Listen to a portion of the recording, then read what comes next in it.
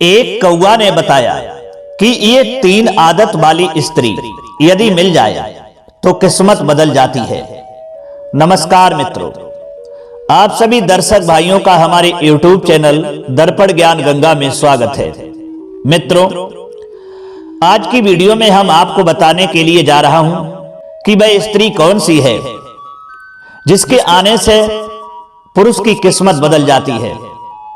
तो उसी स्त्री के बारे में हम आज एक कहानी के माध्यम से आपको बताऊंगा।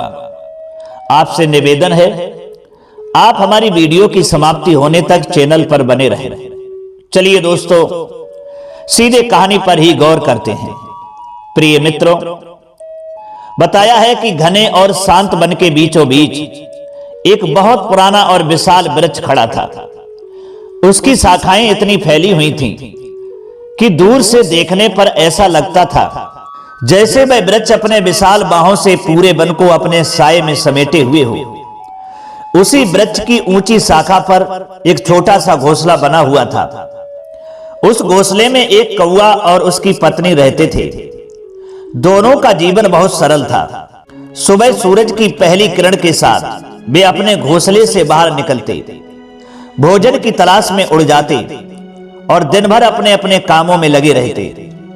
शाम होते ही वे फिर उसी घोंसले में लौट आते और शांत वातावरण में विश्राम करते।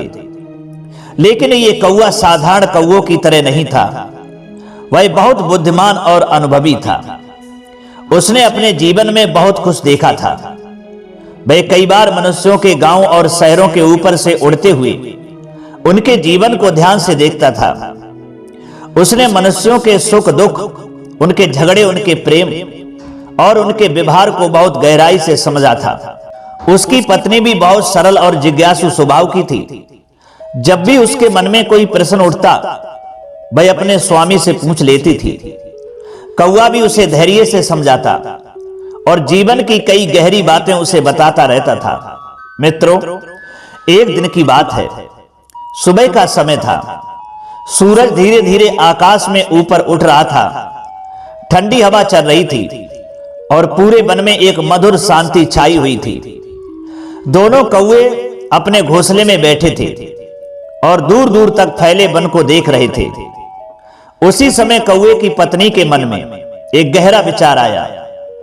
पिछले कई दिनों से वह मनुष्यों के जीवन को देख रही थी। कभी वे गांव के ऊपर से उड़ती तो देखती कि कहीं किसी घर में हंसी और खुशी है, तो कहीं किसी घर में चिंता और दुख का वातावरण है। कभी वह देखती कि किसी घर में पति पत्नी एक दूसरे से बहुत प्रेम से बातें कर रहे हैं। वहीं कुछ घरों में वह ये भी देखती कि लोग छोटी छोटी बातों पर झगड़े कर रहे हैं और उनके चेहरों पर शांति बिल्कुल भी नहीं है। इन सब बातों को देखकर उसके मन में एक प्रश्न बार बार उठ रहा था। वह धीरे से अपने स्वामी के पास आई और विनम्र स्वर में बोली, स्वामी, मैं आपसे एक बात पूछना चाहती हूं। कौवा उसकी ओर देखकर हल्का सा मुस्कुराया और बोला, प्रिय, तुम निसंकोच होकर के पूछो। तुम्हारे मन में जो भी प्रश्न है उसे अवश्य पूछो। कौवे की पत्नी ने कुछ क्षण सोचा और फिर बोली, स्वामी, मैंने कई दिनों से मनुष्यों के जीवन को ध्यान से देखा है।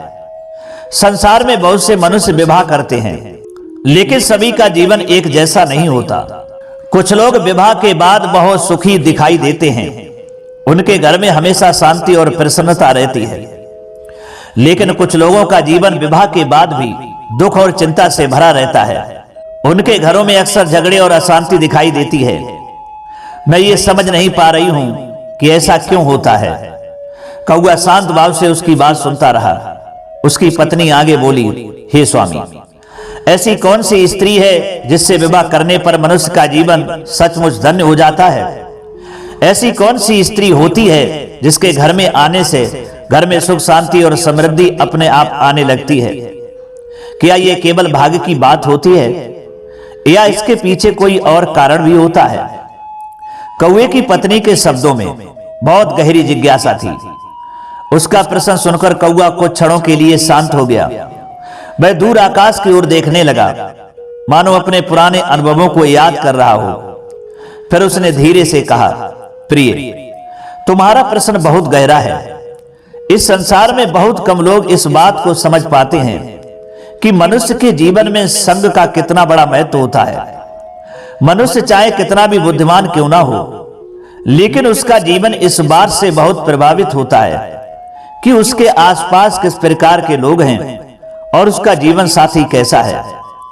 कौवे की पत्नी बहुत ध्यान से उसकी बात सुन रही थी। कौवा आगे बोला, मनुष्य के जीवन में विवाह केवल दो लोगों का साथ नहीं होता, ये दो स्वभावों का मिलन होता है, दो संस्कारों का मिलन होता है। यदि दोनों के स्वभाव में समझदारी और धैर्य हो तो उनका जीवन बहुत सुखी हो सकता है, लेकिन यदि स्वभाव में अहंकार और असहिष्णुता हो तो जीवन कठिन भी हो सकता है। कौवे की पत्नी ने उस शख्सा से पूछा, स्वामी, क्या आप मुझे ये बात किसी उदाहरण से समझा सकते हैं? कौवा हल्का सा मुस्कुराया।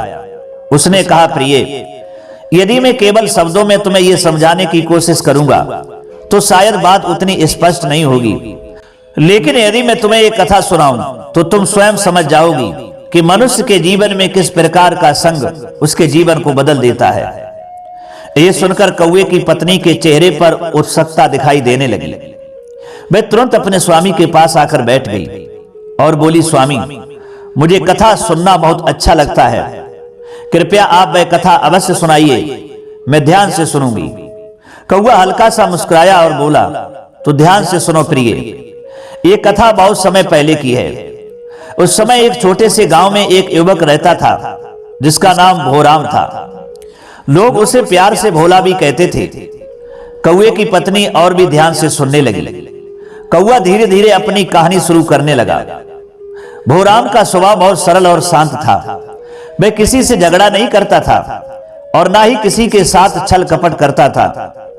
गांव के लोग भी उसे बहुत पसंद करते थे क्योंकि वह हमेशा सच्चाई और ईमानदारी के रास्ते पर चलता था। इतना कहकर कौवा थोड़ी देर के लिए रुक गया। कौवे की पत्नी की उत्सुकता अब और भी बढ़ चुकी थी। वह तुरंत बोली, स्वामी, ये कथा बहुत रोचक लग रही है, कृपया आप इसे आगे भी सुनाइए। मैं जानना चाहती हूं कि भोराम के जीवन में आगे क्या हुआ और उसने जीवन की कौन सी बड़ी बात समझी। कौवा हल्का सा मुस्कुराया और बोला, प्रिय, यदि तुम सचमुच इस कहानी को समझना चाहती हो तो धैर्य से सुनना होगा, क्योंकि भोराम के जीवन में जो घटनाएं हुई उन्हीं से यह समझ में आता है कि मनुष्य के जीवन में किस प्रकार की स्त्री का साथ उसे सचमुच सुखी बना सकता है। वृक्ष की ऊंची शाखा पर बैठे कौवे ने अपनी पत्नी की ओर देखा। उसकी पत्नी अब पूरी तरह कथा में डूब चुकी थी। उसके मन में यह जानने की उत्सुकता थी कि उस युवक भोराम के जीवन में आगे क्या हुआ और वह कौन सी बात थी जिसने उसके जीवन को बदल दिया। कौवा धीरे धीरे अपनी कहानी आगे बढ़ाने लगा।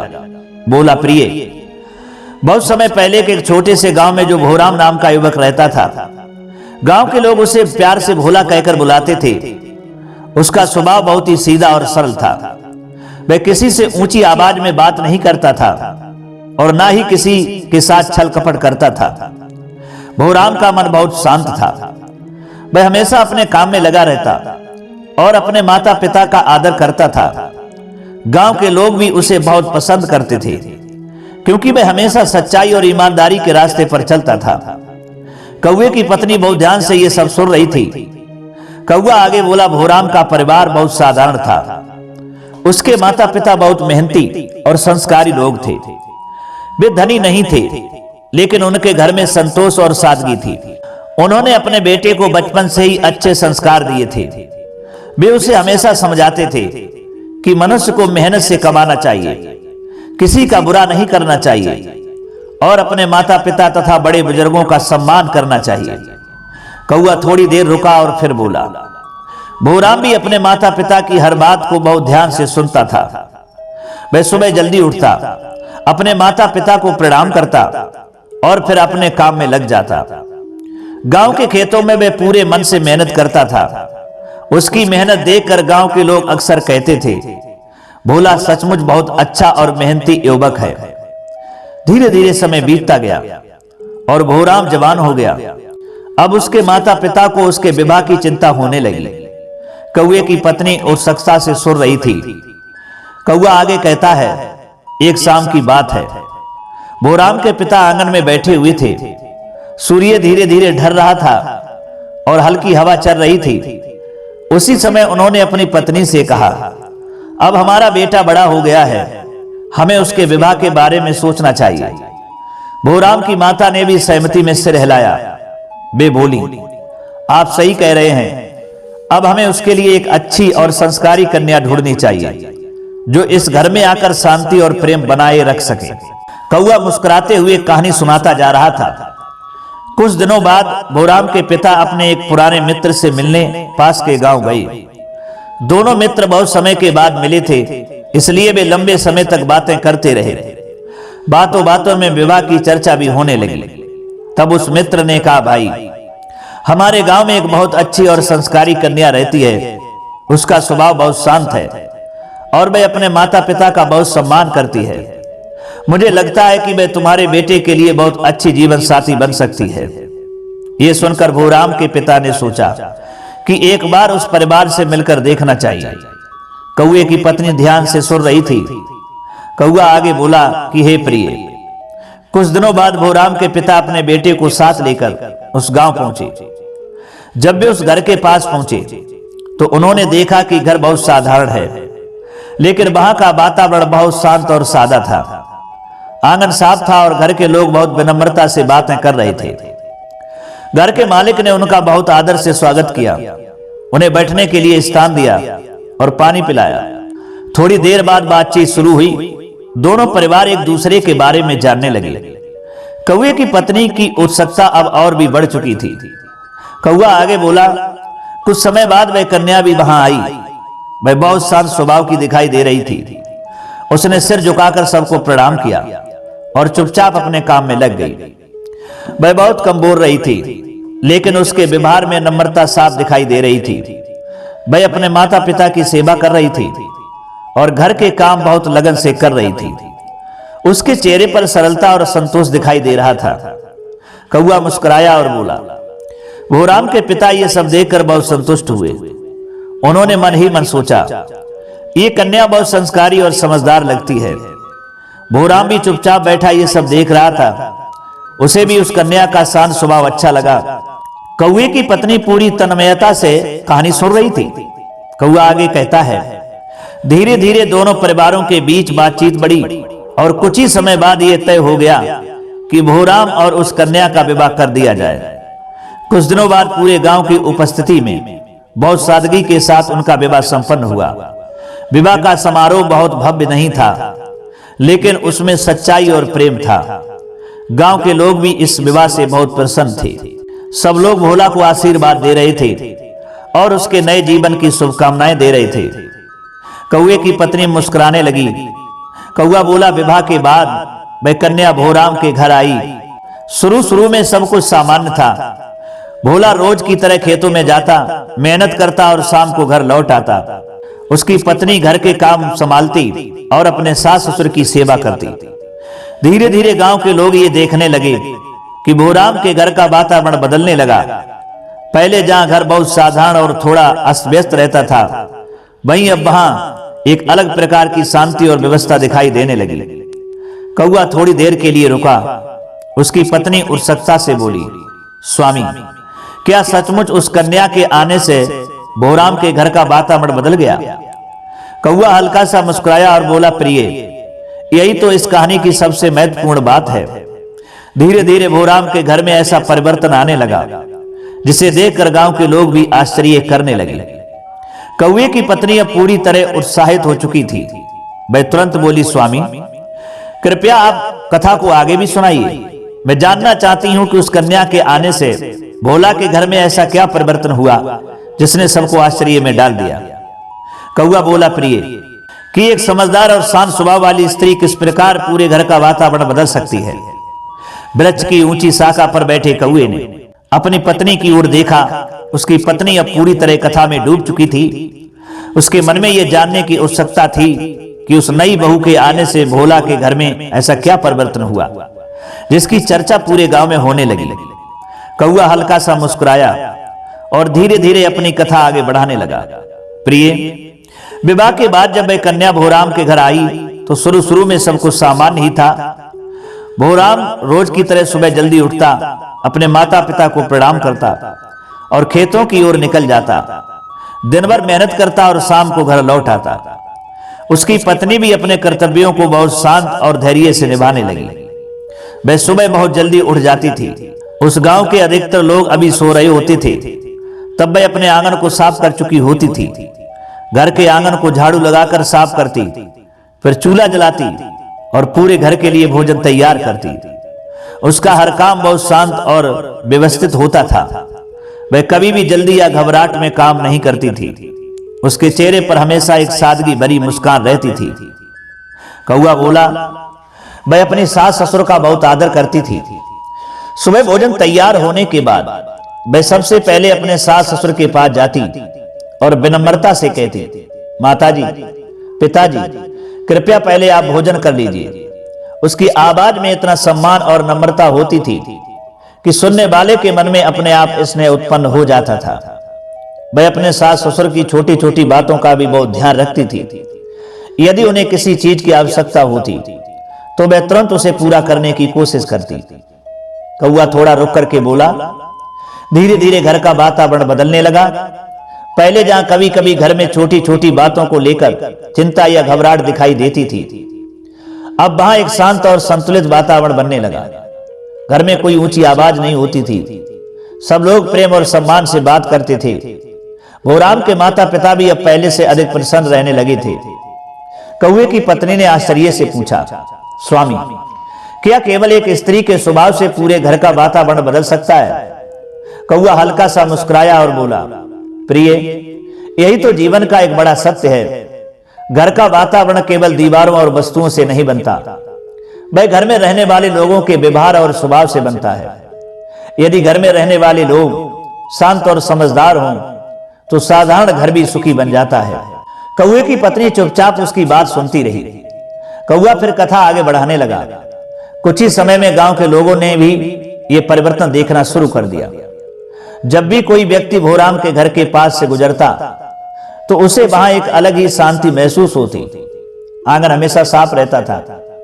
घर के लोग प्रेम से बात करते दिखाई देते थे। धीरे धीरे ये बात पूरे गांव में फैलने लगी कि भोराम के घर की नई बहू बहुत समझदार और शांत स्वभाव की है। कौआ मुस्कुराया और बोला, एक दिन गांव की कुछ स्त्रियां उससे मिलने आई। वे उससे घर गृहस्थी की बातें करने लगी। वह सभी से बहुत विनम्रता से बात करती रही। उसने कभी भी किसी के सामने अपनी प्रशंसा नहीं की और ना ही किसी की बुराई की। उसका स्वभाव इतना सरल था कि जो भी उससे मिलता उसके मन में उसके लिए सम्मान उत्पन्न हो जाता। कौए की पत्नी अब पूरी तरह कथा में डूब चुकी थी। कौआ बोला, एक दिन गांव की एक वृद्धा वहां आई।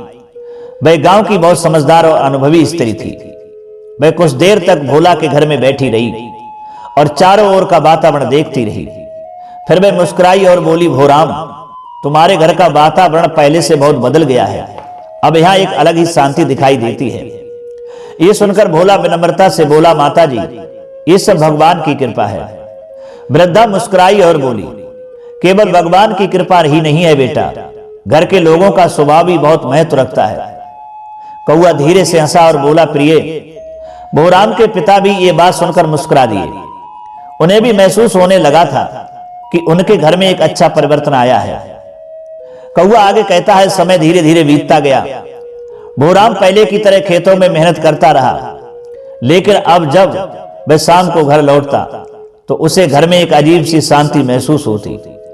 पहले कभी कभी वह खेतों की चिंता लेकर घर आता था, लेकिन अब जैसे ही घर में प्रवेश करता उसके मन की थकान धीरे धीरे कम होने लगती थी। कौआ बोला, एक दिन जब भोराम खेत से लौट रहा था तो रास्ते में उसकी मुलाकात गांव के एक बूढ़े किसान से हुई। वे किसान बहुत अनुभवी था और पूरे गांव के लोग उसका सम्मान करते थे। उसने भोराम को देखकर मुस्कुराते हुए कहा, बेटा भोला, मैं कई दिनों से तुम्हें देख रहा हूं। तुम्हारे चेहरे पर अब पहले से अधिक संतोष दिखाई देता है। भोला ने विनम्रता से कहा, बाबा, जीवन तो वही है, मैं वही काम करता हूं जो पहले करता था। बूढ़ा किसान मुस्कुराया और बोला, काम तो वही है बेटा, लेकिन मनुष्य का जीवन केवल काम से नहीं बदलता। जीवन तब बदलता है जब घर का वातावरण बदल जाता है।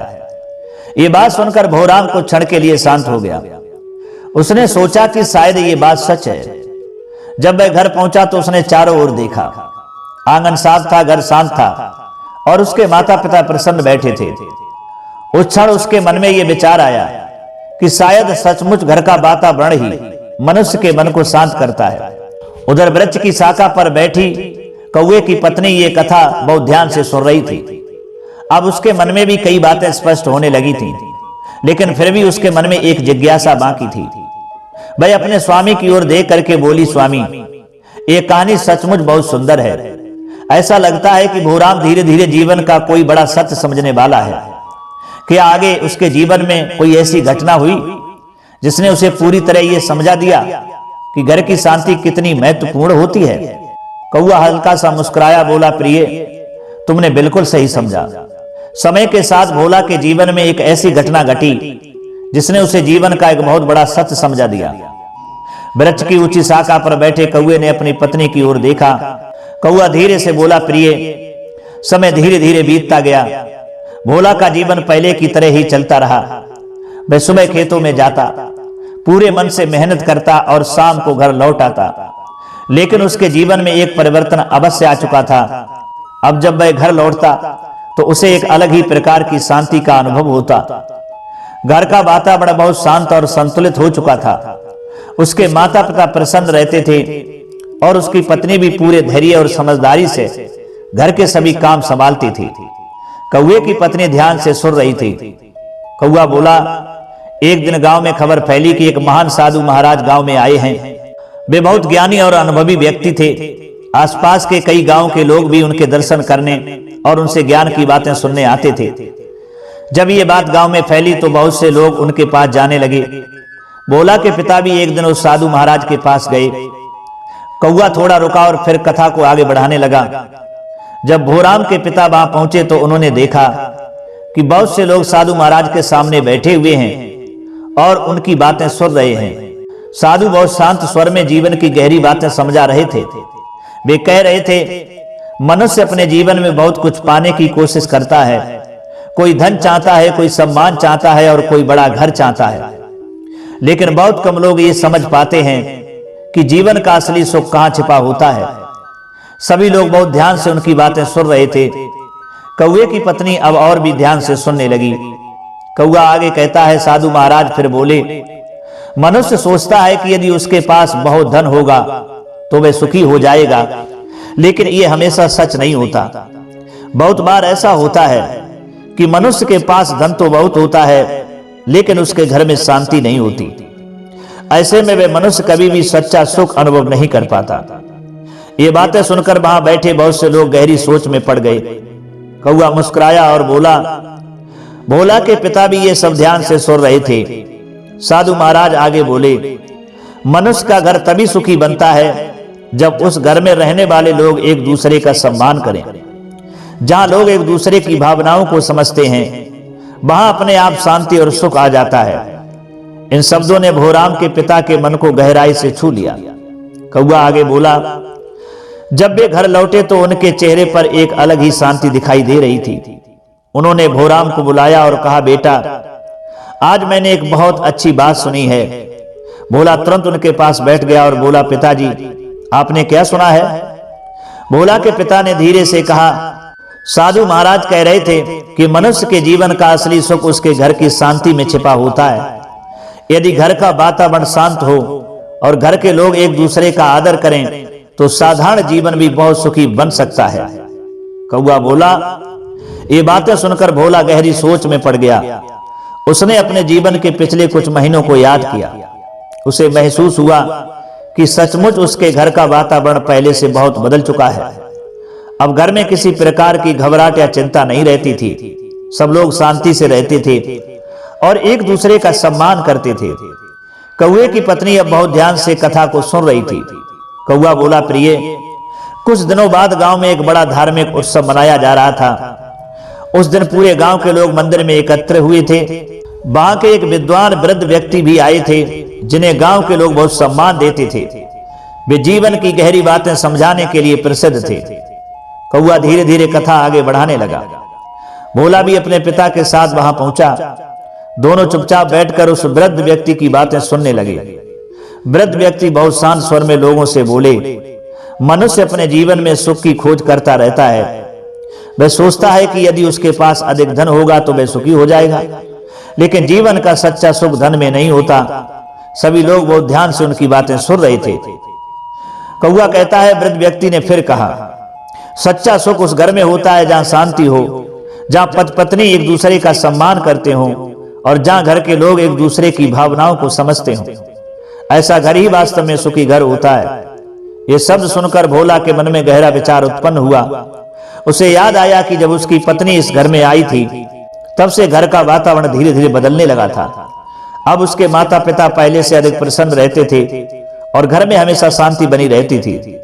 उस क्षण भोला को यह समझ में आने लगा कि मनुष्य के जीवन में केवल परिश्रम ही सब कुछ नहीं होता, घर का वातावरण और लोगों का स्वभाव भी उतना ही महत्वपूर्ण होता है।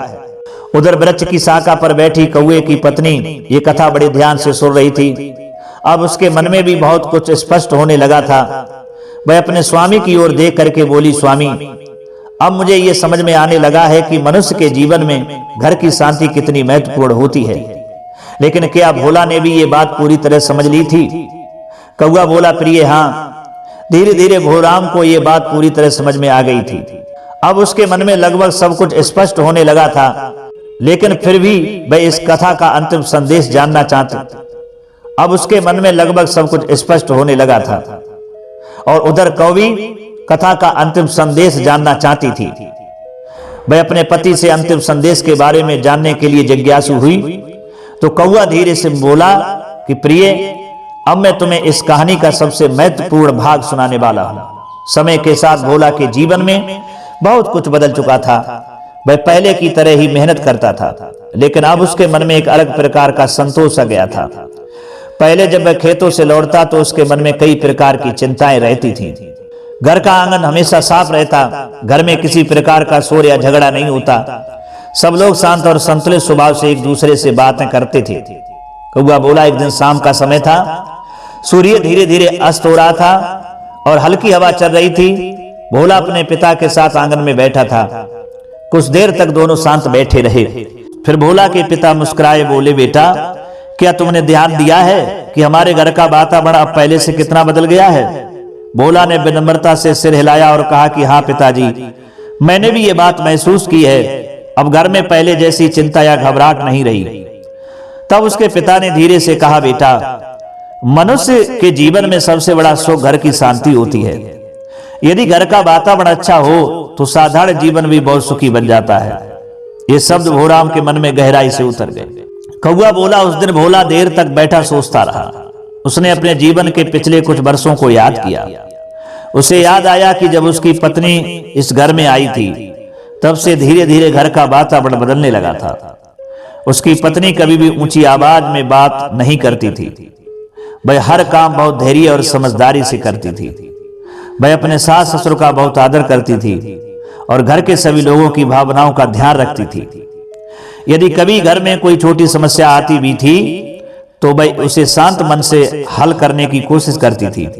कौआ बोला, धीरे धीरे भोला को यह समझ में आने लगा कि घर का वातावरण केवल दीवारों और वस्तुओं से नहीं बनता। घर का वातावरण वहां रहने वाले लोगों के स्वभाव से बनता है। यदि घर में रहने वाले लोग शांत और समझदार हों तो वहां अपने आप सुख और शांति आ जाती है। कौए की पत्नी बहुत ध्यान से यह सब सुन रही थी। कौआ बोला, कुछ समय बाद एक दिन गांव के वही अनुभवी बूढ़े किसान फिर भोला के घर आए। उन्होंने आंगन में बैठकर चारों ओर देखा और मुस्कुराने लगे। उन्होंने भोला से कहा, बेटा, अब मुझे पूरी तरह समझ में आ गया है कि तुम्हारे घर में ये शांति क्यों है। भोला ने विनम्रता से पूछा, बाबा, आपको क्या समझ में आया? बूढ़ा किसान मुस्कुराया और बोला, जिस घर में समझदार और शांत स्वभाव की स्त्री होती है उस घर में धीरे धीरे सुख और शांति अपने आप आ जाती है। ये शब्द सुनकर भोला कुछ क्षण के लिए शांत हो गया। उसे लगा कि यह बात बिल्कुल सत्य है। उसने अपने मन में अपनी पत्नी के व्यवहार को याद किया और उसे महसूस हुआ कि सचमुच उसके घर की शांति का एक बड़ा कारण उसकी पत्नी का स्वभाव है। कौआ धीरे से बोला, प्रिय, यही वह क्षण था जब भोला को जीवन का एक बहुत बड़ा सत्य समझ में आ गया। उसे यह समझ में आ गया कि मनुष्य के जीवन में धन, वस्त्र या बड़ा घर ही सब कुछ नहीं होता। जीवन का असली सुख घर की शांति में छिपा होता है। कौवे की पत्नी अब पूरी तरह शांत हो चुकी थी। उसने धीरे से कहा, स्वामी, अब मुझे आपके प्रश्न का उत्तर समझ में आ गया है। कौवा बोला, तो बताओ प्रिय, तुम्हें क्या समझ में आया? कौवे की पत्नी ने कहा, स्वामी, अब मुझे यह समझ में आ गया है कि वह स्त्री सबसे श्रेष्ठ होती है जो अपने स्वभाव से घर में शांति बनाए रखती है, जो अपने परिवार को लोगों का सम्मान करती है और जो हर परिस्थिति में धैर्य और समझदारी से काम लेती है। ऐसी स्त्री के आने से घर में सुख और संतोष अपने आप आ जाते हैं। कौवा प्रसन्न होकर बोला, प्रिय, तुमने बिल्कुल सही समझा। जिस घर में समझदार, शांत और धैर्यवान स्त्री होती है, वह घर धीरे धीरे सुख और समृद्धि से भर जाता है। लेकिन जिस घर में क्रोध, अहंकार और असहिष्णुता होती है, वहां कभी भी सच्ची शांति नहीं आ सकती। कौवे की पत्नी शांत होकर अपने स्वामी की बात सुनती रही। अब उसके मन का प्रश्न पूरी तरह शांत हो चुका था। वन में शाम धीरे धीरे गहराने लगी थी, ठंडी हवा चल रही थी और आकाश में सूर्य अस्त हो चुका था। दोनों कौवे अपने घोंसले में शांत होकर बैठ गए। कौवे की पत्नी के मन में अब एक गहरी समझ उत्पन्न हो चुकी थी। उसे यह स्पष्ट हो गया था कि जीवन का असली सुख बाहरी वस्तुओं में नहीं, बल्कि घर के वातावरण और लोगों के स्वभाव में छिपा होता है। और यही इस कहानी का सबसे बड़ा संदेश था।